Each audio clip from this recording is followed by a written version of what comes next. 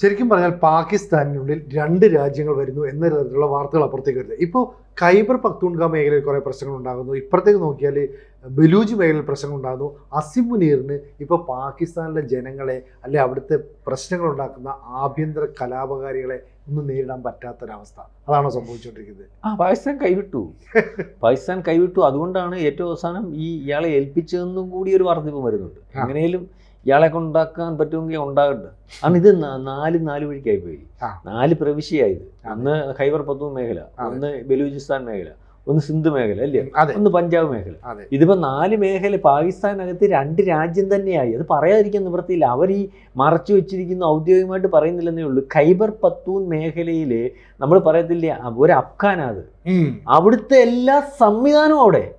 അവര് അഫ്ഗാനിസ്ഥാനിൽ എങ്ങനെ അവർ ഭരണം നടത്തുന്നു അതേ രീതിയിൽ അഫ്ഗാനിസ്ഥാന്റെ ഭരണത്തെ അല്ലെങ്കിൽ അഫ്ഗാനികളുടെ താല്പര്യം അനുസരിച്ച് ഒരു സംവിധാനം ഇവിടെ ഉണ്ടോ ഇവിടെ ഉണ്ട്, അവരുടെ കയ്യിലാണ്. അതുകൊണ്ട് ഇന്നാൾക്ക് ഈ POK മേഖലയിൽ നിന്ന് ഈ US-ന്റെ ഖനനവുമായിട്ട് ബന്ധപ്പെട്ട് അവിടെ ഒന്ന് ക്ലിയർ ചെയ്യുന്നതിന് വേണ്ടി ഇവിടുന്നുള്ള ഇവർക്ക് ഈ ഭീകരവാദികളാണല്ലോ ഇവരുടെ കാര്യങ്ങൾ മൊത്തം അനുകൂല ഭീകരവാദികളെല്ലാം അങ്ങോട്ട് നീക്കി.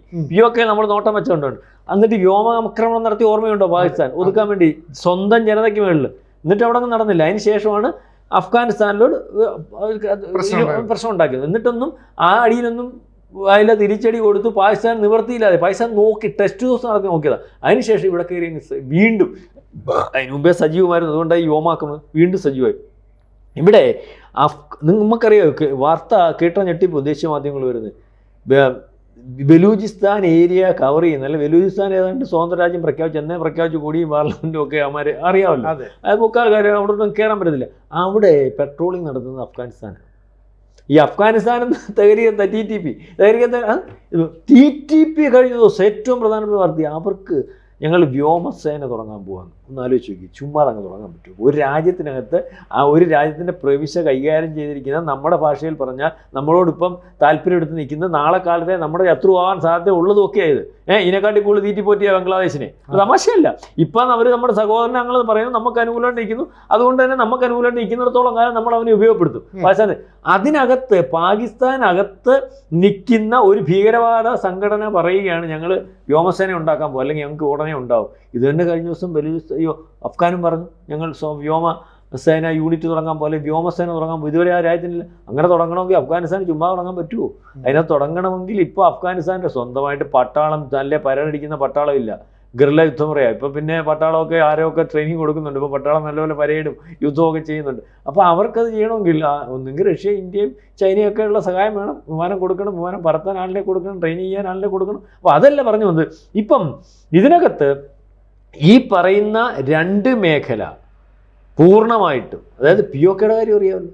POK ഇപ്പം അവിടുത്തെ ജൻസി കലാപവും അല്ലെങ്കിൽ പാകിസ്ഥാൻ അവിടുന്ന് മൊത്തവും അവിടുത്തെ റിസോഴ്സസ് മൊത്തവും അവിടുന്ന് കൊണ്ടുപോയി ഈ പാകിസ്ഥാൻ ഉപയോഗിക്കുന്ന അവർക്കൊന്നും കൊടുക്കാതെ വരുന്ന അവിടെ വലിയ വിഷയത്തിലേക്ക് കാര്യങ്ങൾ. അപ്പം ഇതിനകത്ത് ഈ ഒരു പ്രദേശം ഒരു ബലൂചിസ്ഥാൻ മേഖല സ്വതന്ത്രമായിട്ട് പ്രഖ്യാപിച്ചു. അവിടെ ഖനനത്തിന് വേണ്ടി അതെങ്ങനെയും കൈകാര്യം ചെയ്തെടുക്കുന്നതിന് വേണ്ടി അല്ലെങ്കിൽ ഇവരുടെ വരുതിക്ക് കൊണ്ടുവന്നതിന് വേണ്ടി ആദ്യം അവിടെ ബലൂചിസ്ഥാൻ മേഖലയിൽ ചൈനയെ കൊണ്ടുവന്നു. അറിയാമല്ലോ. ചൈനയെ കൊണ്ടുവന്നപ്പോൾ ചൈന അവിടെ ഒരു ഒരു വിമാനത്താവളവും ഒരു പോർട്ടും, ഇത് രണ്ടിനകത്ത് ഇപ്പോൾ അവർക്ക് കയറാൻ പറ്റുന്നത്. അവിടെ ചൈനയുടെ ഉദ്യോഗസ്ഥന്മാരെ സയന്റിസ്റ്റുകളെ കണ്ടവനും അവർ കൊന്നു കളഞ്ഞാണ്.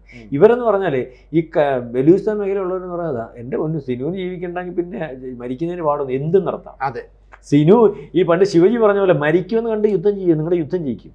ഒന്നുമില്ലല്ലോ. പക്ഷെ പേടിക്കുമ്പോഴല്ലോ അവനടിക്കും, ഇവിടെ കൊണ്ട് വെടിയുണ്ട്, നമ്മൾ പൊങ്ങ് പോവില്ലേ. അതുപോലെ അവന്മാർ പറയുന്നത് ഞങ്ങളുടെ കാലങ്ങളായിട്ട് 48 തൊട്ട് ഞങ്ങളെ പിടിച്ചു വെച്ച്, നമുക്ക് ഇഷ്ടമില്ലാത്തടത്ത് പിടിച്ചു വെച്ച് ഞങ്ങളെ അന്ന് തൊട്ട് ഞങ്ങളുടെ റിസോഴ്സുകൾ ഉപയോഗിച്ചു ഞങ്ങളുടെ ആൾക്കാരെ കൊന്ന് ഏറ്റവും അവസാനം അവിടുത്തെ കഥ കേട്ടാൽ അവിടുത്തെ കുഞ്ഞുങ്ങളെയും വീട്ടിൽ നിന്ന് ആണുങ്ങളെയും പിടിച്ചിട്ട് ചൈനയ്ക്ക് അവയവ കച്ചവടത്തിന് പാകിസ്ഥാൻ പട്ടാളം കൊടുക്കുമായിരുന്നു. എന്നുവെച്ചാൽ അവയവം ഏറ്റവും കുറഞ്ഞ റേറ്റിൽ അവയവം വെച്ചു കൊടുക്കുന്ന രാജ്യമാണല്ലോ ചൈന.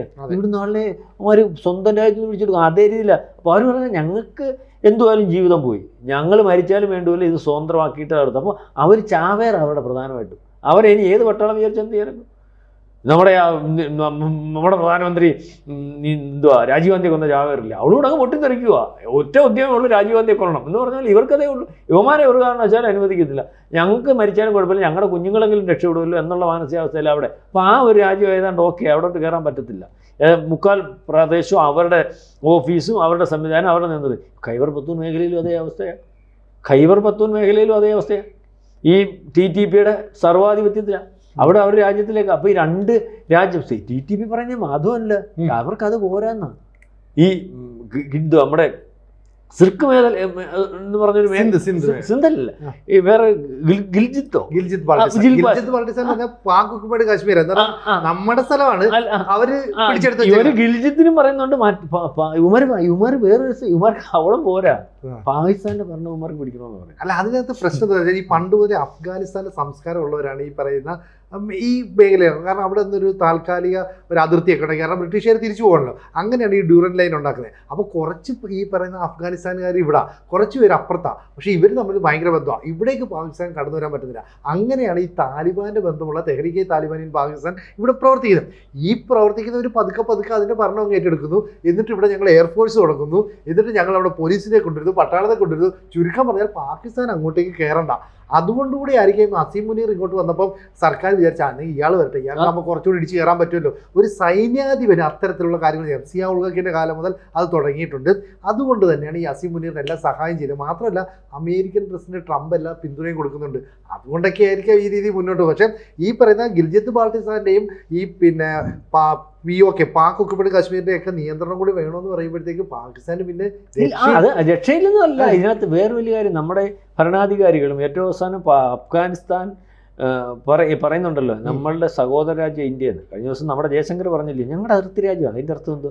ഈ TTP കയറി ഇപ്പം പറയുന്നത് നിങ്ങൾ പറഞ്ഞ POK ഉൾപ്പെടെ ഉള്ളവർ പിടിച്ചു കഴിഞ്ഞാൽ അവരുടെ നിയന്ത്രണത്തിലായി കഴിഞ്ഞാൽ ഇത് ഞങ്ങൾ ഇന്ത്യക്ക് വിട്ടുവിട്ട് തീർന്നില്ല.